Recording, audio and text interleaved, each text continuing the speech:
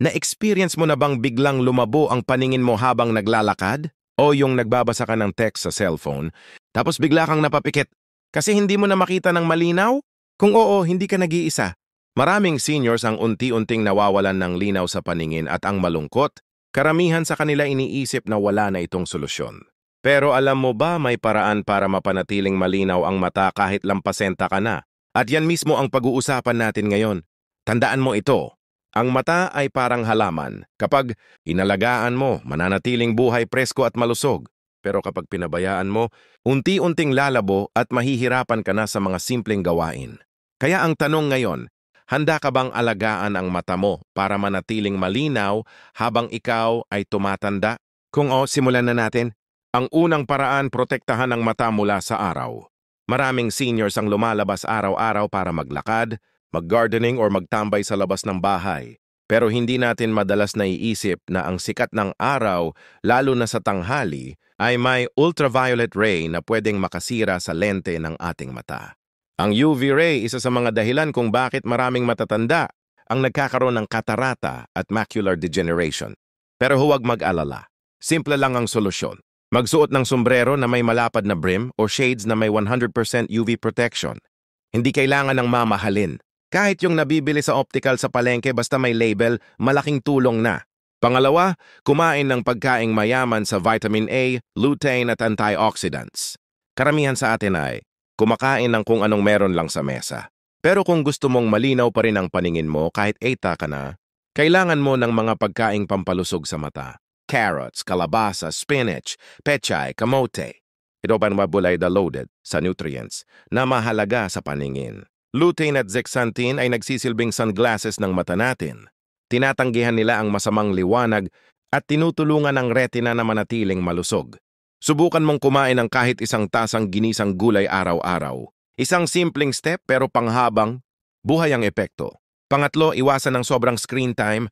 Aminin natin kahit tayo ay seniors na, nawiwili pa rin tayong gumamit ng cellphone, Facebook, YouTube, TikTok. Minsan inaabot ng ilang oras, di ba? Pero kapag walang pahinga ang mata, siguradong mapapagod ito at lalabo. Gamitin mo ang 20 o 20 o 20 rule. Bawat 20 minuto ng pagtingin sa screen, tumingin ka sa bagay na nasa 20 feet ang layo sa loob ng 20 segundo. Pwede itong halaman, bintana o anuman sa paligid. Bigyan mo ng break ang mata mo.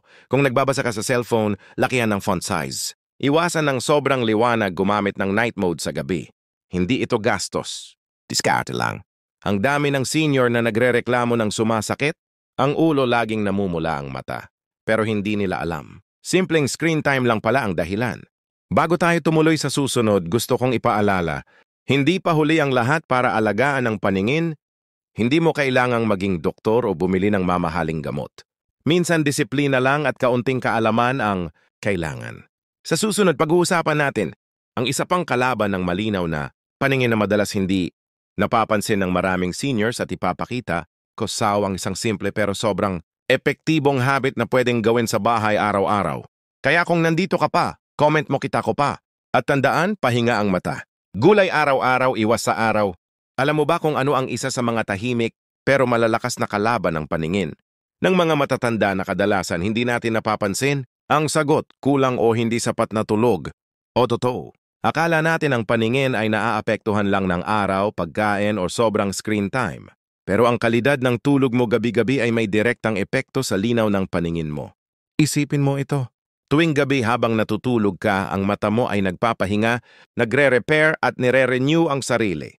Pero kung putol-putol ang tulog mo o kaya kulang sa oras, hindi ito natatapos. Kaya sa paglipas ng panahon, napapansin mong parang laging pagod ang mata mo o kaya madaling mamula, mahapdi at lumalabo. Kaya ang tanong, paano ba makakatulong ang maayos na tulog sa paningin kapag malalim ang tulog mo? Gumaganda ang sirkulasyon ng dugo sa buong katawan. Kabilang na ang retina at optic nerve ng mata. Sa gabi rin, naglalabas ang katawan ng hormones na tumutulong sa tissue repair, kasama na ang mata. Kaya kung kulang ka sa tulog, hindi lang katawan mo ang apektado. Pati paningin mo, bumababa ang kalidad. Kung senior ka na at madalas magising ng 2 o 3 ng madaling araw, huwag mo itong baliwalain. Isa ito sa mga senyales na hindi nakakapagpahinga ng sapat ang katawan at tuloy pati mata mo nagdurusa. Ano ang pwede mong gawin? Una, gumawa ng evening routine na makakatulong sa mata mo. 1 oras bago matulog, iwasan mo ang TV, cellphone o anumang gadget. Ang asol na liwanag mula sa mga screen ay nagpapagising sa utak, kaya mas mahirap makatulog. Subukan mong magbasa ng libro na hindi masyadong matindi ang ilaw o makinig ng instrumental music. Pwede ka ring maglagay ng malamig na bimpo sa mata habang nakahiga. Hindi lang ito relaxing. Nakakatulong pa ito sa pag-relax ng eye muscles. Pangalawa, siguruhing maayos ang hangin sa kwarto. Ang mata ay mabilis matuyo kung sobrang init. Kulob o walang ventilasyon ang paligid. Kaya kahit electric fan lang, buksan mo para umikot ang hangin at gumaan ang pakiramdam. Pangatlo, iwasan ang caffeine o kape sa hapon.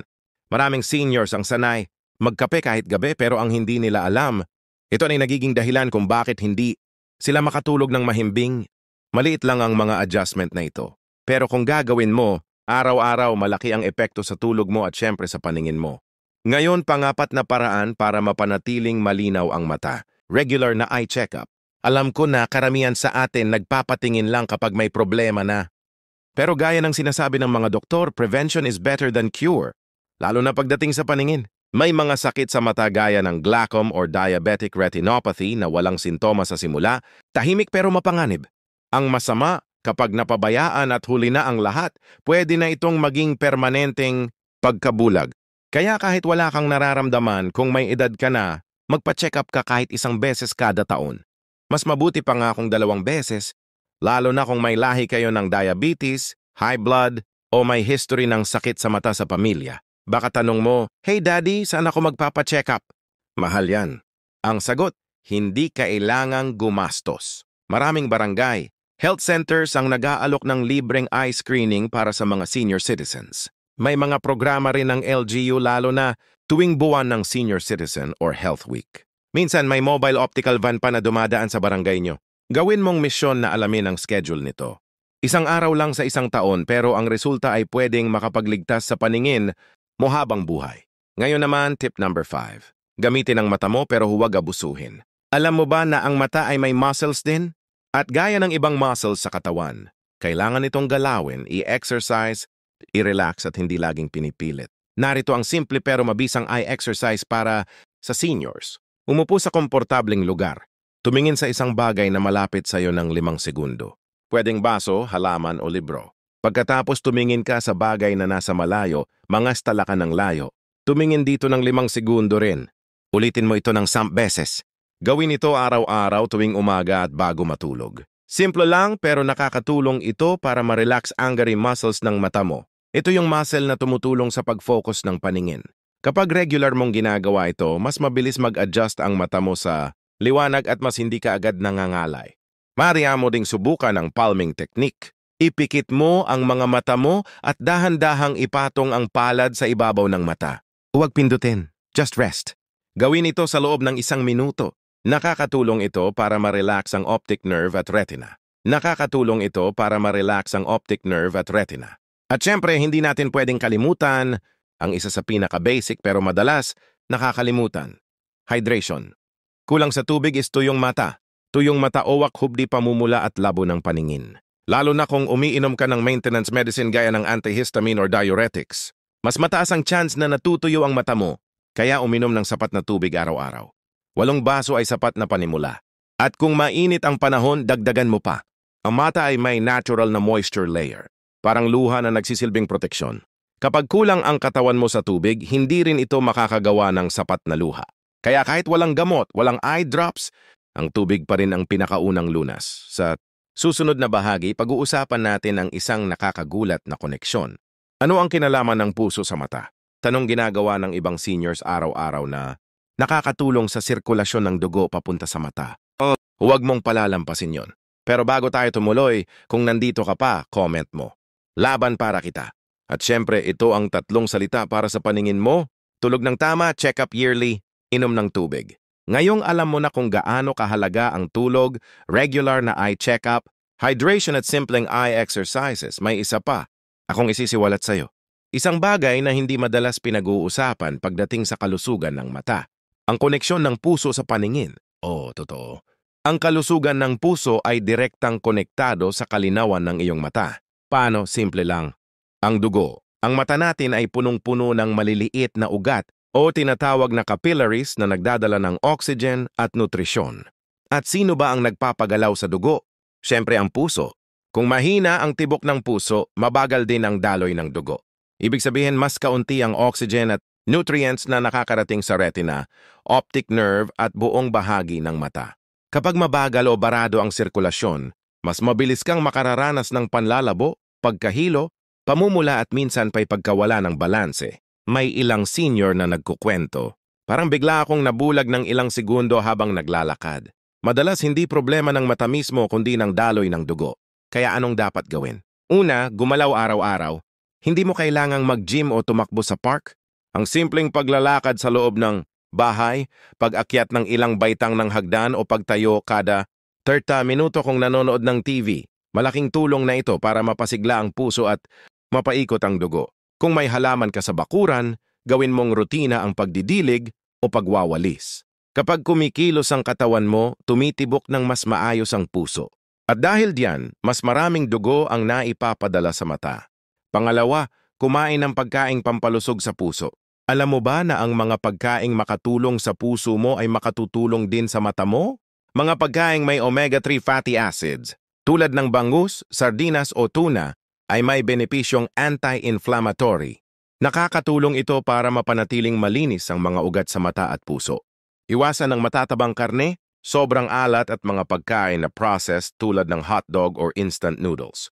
Subukan mong gawing routine ang pagkain ng isda 2 beses kada linggo o kung walang budget, kahit sardina sa lata basta hindi araw-araw at hindi sobra sa alat, pwede na. Pangatlo, bantayan ang blood pressure at blood sugar. Alam mo, may mga senior na lumalabo ang paningin. Hindi dahil sa mata nila mismo, kundi dahil sa diabetic, retinopathy o hypertensive retinopathy. Ang ibig sabihin nito, nasisira ang maliliit na ugat sa mata dahil sa mataas na asukal o presyon sa dugo. Kaya kung diabetic ka o may high blood, doble ang dapat mong bantayan. Kailangan mong uminom ng gamot sa oras, umiwas sa matatamis at sundin ang payo ng doktor. Kung pabaya ka sa maintenance mo, hindi lang puso ang tinatamaan kundi pati ang paningin mo. Isang kwento mula sa isang senior sa Laguna. Hindi ko raw naramdaman na may sira na ang retina ko. Akala ko dahil lang sa edad, pero nang nagpatingin ako, halos butas na raw ang ugat sa mata ko dahil sa sobrang taas ng sugar ko araw-araw. Ang masakit pa, wala na raw itong lunas hangat huli na ang lahat. Kaya habang maaga pa, bantayan mo na ang presyo at sugar mo. Ngayon, balikan natin ang usaping galaw sa araw-araw. Napansin mo ba na kapag matagal kang nakaupo, parang sumasakit ang batok o likod mo? Alam mo bang ganito rin ang nangyayari sa mata? Kapag nakaupo ka ng matagal sa isang pwesto at hindi gumagalaw, bumabagal din ang sirkulasyon ng dugo. Kapag mabagal ang dugo, mas konti ang oxygen sa mata. Kaya parang nanlalabo ka o mabilis mapagod ang paningin mo. Kaya gawin mong habit ang standing brack. Kahit tuwing ad break sa TV, tumayo ka. Ikot-ikot sa sala, iunat ang braso. Tumingin sa labas ng bintana o kahit simpleng hakbang-hakbang lang sa loob ng bahay. Ang mahalaga, hindi ka matagal na stagnant. Dagdag pa rito, subukan mo ang tinatawag na eye stretch walking. Habang naglalakad ka, i-practice mo rin ang pagtingin sa malayo at pag-focus sa iba't ibang bagay. Halimbawa, habang naglalakad sa kalye, tingnan mo ang signage, pagkatapos ang puno tapos ang daan. Nakakatulong ito para masanay ang mata sa pag-focus at gumanda ang coordination ng utak at paningin. Isa pang tip, huwag hayaang mangalay ang leeg. Ang leeg ay konektado sa supply ng dugo sa ulo kasama ang mata. Kaya kung palaging masama ang pistura mo o matagal kang nakatungo sa cellphone, naiipit ang daloy ng dugo at naaapektuhan ang paningin. Ang simpleng pag-upo ng tuwid, pag-unat ng leeg tuwing umaga at pag-iwas sa sobrang yuko ay malaking tulong. Tandaan, kung gusto mong malinaw ang mata mo, ayusin mo rin ang posisyon ng leeg mo. Ngayon baka sinasabi mo, ang dami palang konektado sa mata ko. Hindi lang pala mata ang dapat alagaan. At tama ka, ang mata ay bahagi ng isang malaking sistema.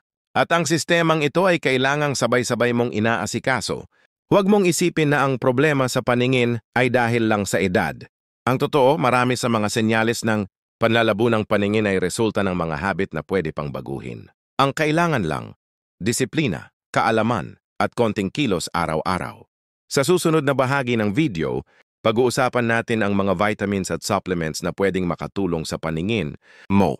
At kung alin ang natural mong makukuha sa pagkain At alin ang kailangan mo lang kapag may kakulangan. Pero bago tayo tumuloy, kung nandito ka pa, comment mo. Malinaw pa rin at huwag mong kalimutan. Galaw araw-araw. Alaga ang puso, ayos ang leeg. Ngayong, alam mo na kung paano nakakatulong ang puso at paggalaw sa linaw ng mata. Pag-usapan naman natin ngayon ang isa pang mahalagang bahagi ng eye health. Ito ba ang mga bitamina at sustansya na pwedeng makatulong sa paningin ng mga seniors? Marami ang nagtatanong, kailangan ba talaga ng bitamina para luminaw ang mata? Dapat ba mag-supplement araw-araw? At ano ba ang mas mainam, pagkain o capsule? Ang sagot ay depende. Pero mas mainam kung makukuha mo ang nutrients mula sa natural na pagkain. Kung kulang, ang diet mo, dun lang papasok ang supplement bilang dagdag. Unahin natin ang pinakakilala, vitamin A. Ang vitamin A ay kailangan ng retina ng mata para makakita sa liwanag at dilim. Kapag kulang ka sa vitamin A, pwedeng mangyari ang night blindness o hirap makakita sa gabi, pwede ring makaramdam ka ng parang may ulap sa paningin kahit maliwanag. Saan makukuha ang vitamin A? Sa mga gulay tulad ng karot, kalabasa, malunggay, pechay, atay ng manok o baboy. Kung laging may isa o dalawa kang gulay sa hapag araw-araw, sapat na ito para mapanatiling malusog ang mata mo. Sunod, ang hindi masyadong kilala pero sobrang mahalaga, lutein at zeaxanthin. Mahabang pakinggan pero sila ang nagsisilbing sanglases ng mata mo sa loob. Pinoprotektahan nila ang retina mula sa sobrang liwanag at tinutulungan itong manatiling malinaw ang focus mo. Saan ito makukuha? Sa mga madahong gulay tulad ng kangkong, spinach, pechay, repolyo, pati mais, pula ng itlog at kamote. Kapag kulang ka sa lutein, mapapansin mong parang mabilis mapagod. Ang mata mo, may glare o sobrang liwanag kahit hindi naman maliwanag. May seniors na nagsasabing parang may ilaw na hindi nila maalis sa paningin. Kung hindi ka masyadong kumakain ng gulay, pwede kang mag-supplement. May mga kapsula na may lutein complex. Pero tandaan, bago ka uminom, itanong muna sa doktor o pharmacist kung bagay ito sa iyo. Hindi lahat ng supplement ay safe lalo na kung may maintenance ka sa puso, kidney o asukal. Punta naman tayo sa vitamin C at vitamin E. Ang vitamin C ay hindi lang para sa sipon. Isa itong antioxidant na nakakatulong pigilan ang pagkasira ng lente ng mata. Nakakatulong din ito para maiwasan ang pagkakaroon ng katarata. Ang vitamin E naman ay panlaban sa oxidative stress. Tumutulong ito protektahan ang cells ng mata mula sa pagkasira. Saan ito makukuha? Vitamin C sa kalamansi, dalandan, bayabas, manggang hilaw, vitamin E sa mani, buto ng kalabasa, sunflower seeds, spinach at repolyo.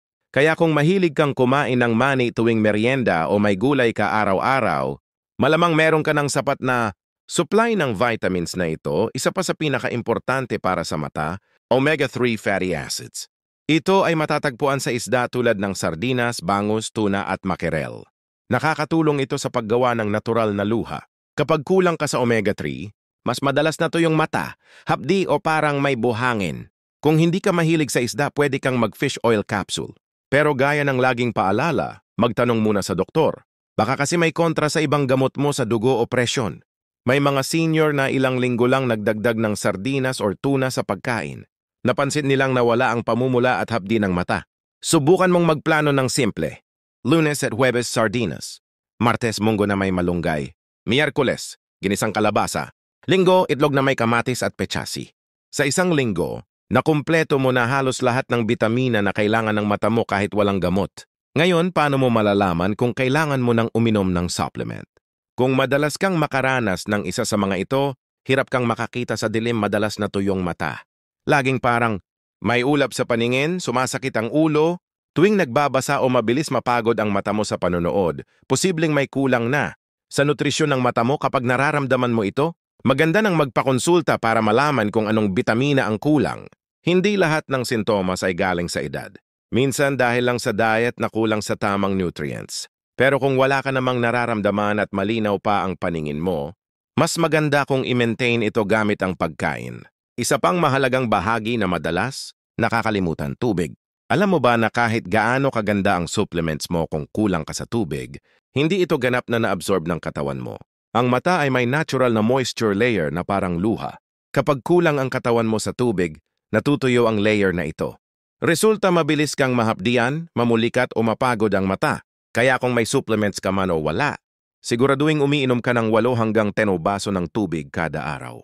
Kung mainit ang panahon, dagdagan pa. Isang senior sa Tarlac ang nagsabi, ang dami ko ng iniinom na capsule para sa mata, pero parang wala namang epekto. Ang kulang pala sa akin tubig lang, kaya huwag kalilimutan tubig muna bago kahit anong gamot. At kung ikaw ay may maintenance na gamot para sa diabetes, high blood o cholesterol, mas lalo kang dapat mag-ingat sa pag-inom ng ibang supplement. Elesta. Mumuna lahat ng iniinom mo at itanong ito sa doktor para iwas sabay-sabay na epekto. Sa susunod na bahagi ng video, pag-uusapan natin ang mga masamang gawin na akala mo simpleng ugali lang pero pwedeng unti-unting nagpapalabo sa mata mo. At sigurado ginagawa ito ng maraming seniors araw-araw. Kaya kung gusto mong manatiling malinaw ang paningin mo hanggang sa mga susunod na taon, comment mo. Vitamina para mata. Anito ang 3 paalala bago tayo tumuloy. Kulay araw-araw.